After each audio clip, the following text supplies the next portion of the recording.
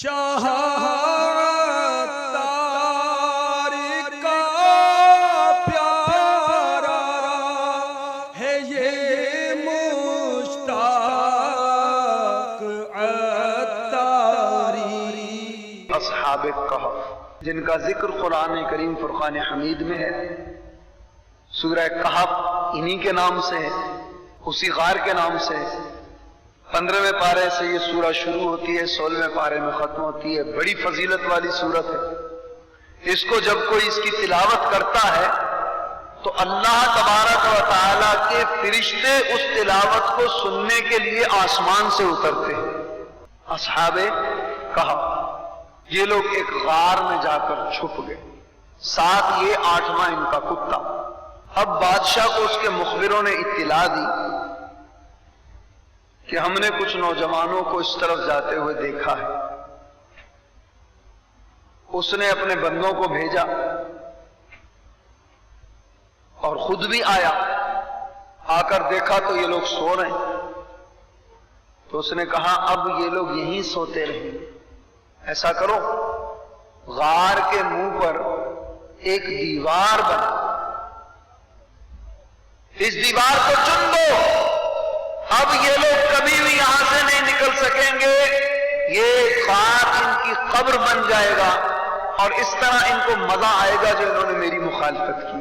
مگر وہ بھول گیا تھا، اسے نہیں پتا تھا کہ انہوں نے اس کی مخالفت اللہ کی اطاعت و فرما برداری میں کی۔ الغرض دیوار چن دی گئی، یہ واپسی آیا، اس کے دربار میں یا وہاں پہاڑ کے قریب رہنے والا ایک شخص جو مومن تھا، ایمان والا تھا، لیکن وہ بھی اپنے ایمان کو چھپائے ہوئے تھا۔ اس نے اس سب واقعے کو ایک تختی پر لکھا، شہر کا نام، بادشاہ کا نام، ان 7 اصحاب کا نام، ان کے کتے کا ذکر اور تاریخ سن وغیرہ لکھ کر اس نے اس کی ایک کاپی اور بنائی۔ 2 تختیاں ان پہ یہ لکھوا کر ایک تختی اس دیوار کی جڑ میں دفن کر دی، اور دوسری تختی اس نے بادشاہ کے خزانے میں رکھوا دی کسی طریقے سے۔ اب اللہ کی شان دیکھیے، وقت گزرتا رہا گزرتا رہا گزرتا رہا، اصحاب کہف سو رہے۔ اب یہاں تک کہ اس بادشاہ کی حکومت ختم ہوئی، سلطنتیں آئیں گئیں، عرصہ 309 سال گزر گئے۔ کتنے سال گزر گئے؟ 309 سال، 3 صدیاں گزر گئی۔ اب ایک نیک دل بادشاہ کی حکومت اس شہر پر ہوئی۔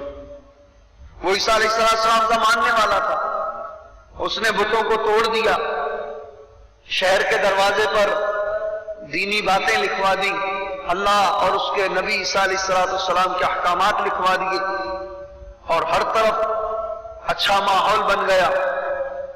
لیکن اس کی سلطنت میں کچھ لوگ ایسے پیدا ہو گئے تھے جو قیامت کا انکار کرتے تھے، کہتے کہ ہم قیامت کو نہیں مانتے، اور کوئی کہتا کہ ٹھیک ہے ہم یہ تسلیم کرتے ہیں کہ مرنے کے بعد عذاب ہوگا، لیکن جسم پر نہیں ہوگا، روح پر ہوگا۔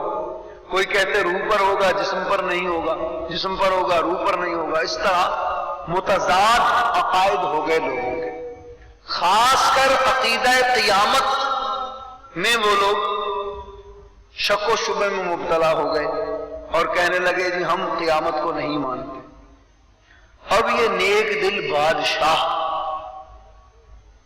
اللہ تعالیٰ سے رو رو کر دعائیں مانگتا تھا، یا اللہ میں ان کو نہیں سمجھا سکتا، تو کوئی اپنی قدرت سے ایسا کرشمہ دکھا دے کہ ان لوگوں کو قیامت پر یقین آ جائے اور ان کا ایمان بچ جائے۔ یاد رکھیں میرے پیارے اور محترم اسلامی بھائیوں، ادھر 309 سال کا عرصہ گزر گئے، اصحاب کہف سو رہے۔ اب وہاں پر ایک چرواہا بکریاں چراتا ہوا آیا، تو یوں گزرنے کو تو کئی مرتبہ اس غار کے آگے سے وہ گزرا تھا، لیکن آج اس کے ذہن میں ایک بات آئی کہ یار اس غار کے آگے ایک دیوار بنی ہوئی ہے، کیوں نہ میں اس دیوار کو گرا دوں؟ یہ پتھروں کی دیوار بنی ہوئی ہے، اس کو گرا دیتا ہوں، بڑا غار ہے، آندھی طوفان آتا رہتا ہے، میری بکریاں ہیں، میں ہوں، سب اس کے اندر آرام کریں گے، دھوپ سے بھی بچیں گے اور آندھی طوفان سے بھی بچیں گے۔ اب اس نے دیوار ڈھانا شروع کی، پتھر ہٹاتا گیا یہاں تک کہ دیوار پوری کی پوری اس نے ڈھا دی۔ جب دیوار ڈھائی تو دیکھا اندر 7 نوجوان اور ایک کتا سو رہے ہیں۔ اس نے جب دیکھا تو اس پر ہیبت طاری ہوئی، کیوں ہے ہی ڈرنے والی بات کہ غار کے اندر سے 7 انسانی باڈیاں اور ایک کتے کی باڈی برآمد ہو، اور وہ بھی بالکل صحیح و سلامت، یہ نہیں کہ ڈھانچے بنے ہوئے ایسے جیسے سو رہے۔ اب وہ تو الٹے پاؤں بھاگا۔ ادھر جب تازہ ہوا ان لوگوں کو لگی تو ان کی آنکھ کھلی تو ایک دوسرے سے پوچھتے ہیں ہم کتنی دیر سوئے؟ تو ایک کہتا ہے 1 دن سوئے ہوں گے یا اس سے زیادہ۔ سب کی یہی رائے ہوئی، کوئی کہتا زیادہ دن سوئے ہیں، کوئی کہتا 1 دن سوئے ہیں۔ بہرحال انہوں نے ایک اپنے ساتھی کو جس کا نام یبلیخہ تھا رحمت اللہ تعالی علیہ، ان کو پیسے دیے اور کہا کہ آپ شہر میں جاؤ، مارکیٹ میں جا کے، بازار سے جا کے کھانے کی چیز لاؤ، ہمیں بھوک لگ رہی ہے۔ اب اور کہا دیکھو دیکھ بھال کے جانا، کہیں تمہیں کوئی پہچان نہ لے، بادشاہ کے لوگوں نے پہچان لیا تو ہم مصیبت میں آ جائیں گے۔ اب وہ پیسے لے کر چلے۔ جب پہاڑ سے نیچے اترے اور دور سے شہر کو دیکھا تو حیران کہ یہ شہر تو وہی ہے، اور قریب پہنچے تو مزید حیرت میں اضافہ ہو گیا کہ دروازے پر اللہ اور اس کے رسول عیسیٰ علیہ السلام کی باتیں لکھی ہوئی۔ انہوں نے کہا واہ، یہ ایک رات میں اتنی تبدیلی کہ بادشاہ جو بت پرست تھا وہ ایمان والا ہو گیا۔ الغرض شہر میں داخل ہوئے، اب دیکھ رہے ہیں کہ در و دیوار سب وہی ہیں، تھوڑی بہت تبدیلی لگ رہی لیکن شکلیں وہ نہیں ہیں۔ تو اب یہ برتا ہے حیرت میں کہ ایک رات میں، چند دنوں میں یہ شکلیں بھی لوگوں کی تبدیل ہو گئی، اور دیکھا ہر طرف لوگ کھلے عام کلمہ شریف پڑھ رہے ہیں، عیسیٰ علیہ السلام کے فضائل بیان ہو رہے ہیں، اور انجیل مقدس کی باتیں ہو رہی ہیں، یعنی کہ اچھی باتیں ہو رہی ہیں۔ اور پہلے ایسی بات کیا عیسیٰ علیہ السلام کا نام لینا گناہ سمجھا جاتا تھا، وہاں جو نام لیتا تھا اس کو مار دیا جاتا تھا۔ اب یہ بڑی حیرت میں مبتلا، سوچ رہے میں کہاں آ گیا ہوں، کیا ہے یہ؟ اب یہ ایک نان بائی کی دکان پر پہنچے، ہوٹل پر پہنچے، اور اس سے کہنے لگے کہ مجھے کھانا دے دیا۔ انہوں نے اب جیب میں سے پیسے نکالے، سکے نکال کے اس کے ہاتھ پر رکھے۔ اب وہ نان بائی نے سکوں کو دیکھا،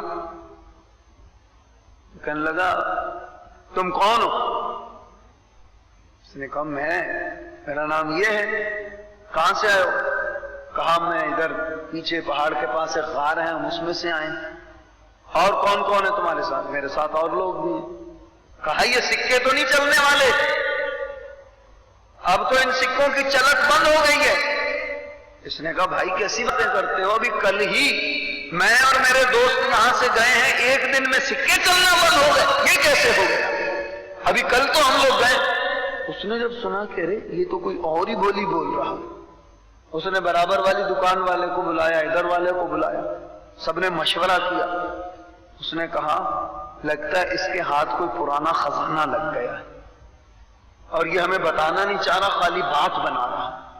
شہر کے کوتوال کے پاس لے گئے، اس نے بھی پورا انٹرویو لیا اور کہنے لگا، سب کچھ پوچھا، اس نے سب کے نام بتا دیے، فلاں کا یہ نام، فلاں کا یہ نام، اس کے والد کا یہ نام، وہ اس محلے میں رہتے ہیں، اس کے والد کا یہ نام، وہ اس محلے میں رہتے ہیں۔ انہوں نے کہا کہ تم محلے تو صحیح بتا رہے ہو، گھر بھی صحیح بتا رہے ہو، لیکن یہ نام، اس نام کے لوگ یہاں نہیں رہتے، اور پھر ہماری سمجھ میں یہ نہیں آ رہا کہ تم کہہ رہے ہو ہم لوگ کل یہاں سے گئے ہیں، یہ کیسے ہو سکتا ہے؟ اس نے کہا بالکل کل یہاں سے گئے ہیں، اور اس نام کا بادشاہ جس نے ہم پہ ظلم کیا اور وہ ہم سے یوں کہتا تھا کہ تم بتوں کو سجدہ کرو، تمہارا دماغ خراب ہو گیا، اب بتوں کو سجدہ کون کرے گا؟ ایک دن میں اتنی تبدیلی کیسے ہو سکتی ہے؟ اس نے کہا یہی تو میں سوچ رہا ہوں کہ کل تو ہم لوگ گئے، اب یہ بادشاہ کے پاس بات پہنچی، بادشاہ کے سامنے جب بات آئی اس نے سب کچھ سنا، سب کے نام پوچھے، تو اس کے دربار میں ایک شخص نے وہ تختی لا کر بادشاہ کو دے دی، جس تختی پر سب کچھ لکھا ہوا تھا۔ بادشاہ نے اس تختی کو پڑھا، ان کے ناموں کو پڑھا، اور جب دقیانوس نامی بادشاہ کے نام کو پڑھا کہ وہ بڑا ظالم و جابر ہو گزرا، تو اس نے بادشاہ نے اپنے دربار میں موجود بوڑھے حضرات جو تھے ان سے پوچھا کہ بھائی تم نے بھی کبھی سنا ہے اس نام کا کوئی بادشاہ؟ انہوں نے کہا ہاں، ہمارے باپ دادا بتاتے تھے کہ اس نام کا کوئی بادشاہ پہلے ہو گزرا ہے جو بڑا ظالم و جابر تھا اور وہ ایسے ایسے کرتا تھا۔ اب اس بادشاہ کو یقین ہو گیا کہ یہ سچے ہیں۔ اب اس نے کیا کیا، یہ بات سنتے ہی وہ فوراً اللہ کے حضور سجدے میں گر گئے اور کہا یا اللہ تیرا لاکھ لاکھ شکر، تو نے میری مدد فرمائی، اب جو لوگ قیامت سے انکار کرتے ہیں وہ انکار نہیں کریں گے۔ انہوں نے سب کو بلایا جو انکاری تھے، ان سب کو ساتھ لے کے اب وہ اس غار کی طرف پہنچا اور ان کو سب کو ماجرا سنایا اور کہا دیکھو، اپنی آنکھوں سے دیکھ لو، اللہ تبارک و تعالیٰ نے 300 سال تک ان کو سلائے رکھا، غار اوپر سے کھلا ہوا تھا، باوجود اس کے کہ 300 سال میں سینکڑوں مرتبہ آندھی طوفان بارشیں آئی ہوں گی، نہ ان کے کپڑے میلے ہوئے، نہ کپڑوں پر چھینٹیں آئیں، نہ ان کے بدن میلے ہوئے، نہ اوپر سے پانی گرا، اور وہ بالکل صحیح سلامت رہے۔ تو اس نے کہا اے منکرو، اب تو تم لوگ عقل کے ناخن لو، ہوش کے ناخن لو کہ جو رب تعالیٰ ان کو 300 سال سلا سکتا ہے، 300 سال سلانے کے بعد اس طرح کہ ان کے کوئی کپڑے بھی خراب نہیں ہوئے، وہ رب تعالیٰ چاہے تو مرنے کے بعد ہمیں زندہ بھی کر سکتا ہے اور کرے گا۔ اور ان لوگوں نے توبہ کر لی اور قیامت پر ان کو یقین آ گیا۔ جب وہاں پہنچے تو ان باقی لوگوں نے دیکھا کہ کچھ لوگ وہ جمگٹا پورا چلا آ رہا، انہوں نے کہا لگتا ہے یملیخا پکڑا گیا، یملیخا پکڑا گیا اور یہ بادشاہ آ رہا ہے اور اب ہمیں سزا دے گا۔ جب وہ لوگ قریب آئے تو انہوں نے کہا ہم تمہارے دشمن نہیں۔ اب یہ سارا واقعہ یملیخا نے اپنے ان 6 ساتھیوں کو سنایا۔ انہوں نے جب یہ سنا تو ایک روایت کے مطابق یہ ہے کہ بادشاہ نے ان کو کہا آپ ہمارے ساتھ شہر چلیے، ہم آپ کی خاطر تواضع کریں گے، آپ کی سیوا کریں گے۔ انہوں نے کہا نہیں، ہم یہیں صحیح ہیں، جو رب تعالیٰ ہمیں 300 سال تک یہاں ایسے رکھ سکتا ہے وہ آئندہ بھی ہمیں ایسے ہی رکھے گا، ہم اس پر بھروسہ کرتے ہیں۔ بعضوں نے کہا کہ ان لوگوں کو جب یہ باتیں ہوئیں تو اچانک ان پر نیند طاری ہوئی اور وہ ساتوں کے ساتوں وہیں سو گئے اور ان کا کتا بھی، اور ان لوگوں نے یہ سمجھ لیا کہ ان کا انتقال ہو گیا ہے، چنانچہ انہوں نے اسی طرح ان کے آگے دیوار بنا دی اور دیوار کے آگے ایک مسجد بنا دی۔ سال کے سال وہ وہاں آیا کرتے، ان لوگوں کا عرس کرتے، ان کی یاد مناتے، اللہ کی حمد و تعریف کرتے اور پھر اس کے بعد چلے جایا کرتے۔ اور آج تک وہ اصحاب کہف اور ان کا کتا اس غار میں آرام فرما رہے ہیں۔ وہ اصحاب کہف سو رہے ہیں، آرام کر رہے ہیں۔ اللہ کی شان دیکھیے، سورج کی تیز روشنی ان پر نہیں پڑتی، وہ وہیں آرام کر رہے ہیں، ان کا کتا بھی ان کے ساتھ موجود ہے۔ اس واقعے سے ہمیں کیا کچھ پتا چلا؟ پہلی بات تو یہ کہ جو اللہ تعالی سے ڈرے اور نیکی کی طرف بھاگے، اچھے کام کی طرف چلے اور برائی کو چھوڑے تو اللہ تبارک و تعالی اس کی مدد فرماتا ہے، اور ایسی مدد فرماتا ہے آپ کے سامنے کہ صحابہ کہف کی کیسی مدد کی. غار میں وہ بند ہو گئے اور وہ بادشاہ اپنے طور پر یہ سمجھتا رہا میں نے ان کو دفن کر دیا ہے، اور اللہ تعالیٰ نے ان کی حفاظت فرمائی. پھر رب تعالیٰ جسے چاہے اس کو محفوظ رکھے. 300 سال تک ان کے جسموں کو کچھ نہیں ہوا، ان کے کپڑوں کو کچھ نہیں ہوا، کیڑے نہیں پڑے، کپڑے میلے نہیں ہوئے. حالانکہ بارش اوپر آتی تھی لیکن اس غار کے اندر نہیں ہوتی تھی بارش. اس غار کے اندر پانی نہیں آتا تھا، بار بار پانی رہتا تھا. تو اب عیسیٰ علیہ السلام کا امتی، عیسیٰ علیہ السلام کے چند امتی اور ان کے ساتھ ان کا کتا 300 سال تک پڑے رہے اور مٹی ان کے جسموں کو نہ کھائے، ان کو کچھ نہ ہو. تو پھر وہ نبی کہ جس کا رتبہ عیسیٰ علیہ السلام سے بڑھ کر ہے، بلکہ عیسیٰ علیہ السلام ان کی امتی بن کر آئیں گے، اس نبی علیہ السلام کا امت کا ایک ولی اگر اپنی قبر میں آرام فرما رہا ہو تو خدا کی قسم اس کے جسم کو بھی قبر کچھ نہیں کہے گی، اس کے جسم کو بھی مٹی کچھ نہیں کہے گی، اس کا بھی کفن تک میلا نہیں ہوگا. یہ تو سب باتیں سامنے ہیں. کتنے واقعات گنواؤں، کتنے واقعات ایسے ہو گزرے. اور پھر ولی سے بڑھ کر صحابی، صحابی سے بڑھ کر نبی، اور پھر نبیوں میں سب سے بلند جس کا درجہ ہے وہ جناب محمد الرسول اللہ صلی اللہ علیہ وسلم ہیں. بھلا ان کے جسم اطہر کو مٹی کھائے گی؟ والعیاذ باللہ. ان کے غلاموں، خدا کی قسم غلاموں کے غلاموں کے غلاموں کو یہ مٹی کچھ نہیں کہتی. تو پھر میرے آقا علیہ السلام کی تو شان ہی کچھ اور ہے. تو میرے آقا علیہ السلام اپنی قبر مبارک میں حیات ہیں، اور آپ ہی کی حدیث پاک ہے ان اللہ حرم علی الارض ان تاکل اجساد الانبیاء علیہم السلام. بے شک اللہ تعالیٰ نے زمین پر یہ حرام کر دیا ہے کہ وہ نبیوں کے جسموں کو کھائے. نبی اللہ حی یرزق، اللہ کا نبی زندہ ہوتا ہے، اس کو رزق بھی دیا جاتا ہے. الحمدللہ ہمارے آقا صلی اللہ علیہ وسلم اپنی قبر میں آرام فرما رہے ہیں. ہم اسی عقیدے کے قائل ہیں، اسی نظریے کے قائل ہیں کہ نبی اپنی قبر میں زندہ ہے. یہاں تک کہ صحابہ اکرام، اولیاء اعظام، ان کی قبروں تک کو کچھ نہیں ہوتا، ان کے جسموں کچھ نہیں ہوتا. بلکہ کتنے ایسے واقعات ہو گزرے جنہوں نے اچھے عمل کیے، سنتوں کو اپنایا، اچھے ماحول سے وابستہ ہوئے. ان کی قبر جب کھلی تو لوگوں نے دیکھا ان کے جسم کو کچھ نہیں ہوا. یہ گل بہار کے قبرستان میں اخبار میں آیا، سینکڑوں لوگوں نے جا کر دیکھا. ایک اسلامی بھائی تھے، دعوت اسلامی میں رہ چکے تھے، انتقال ہو گیا. قریب کی قبر جو تھی وہ ہٹ گئی، دیکھا کہ وہ سو رہے.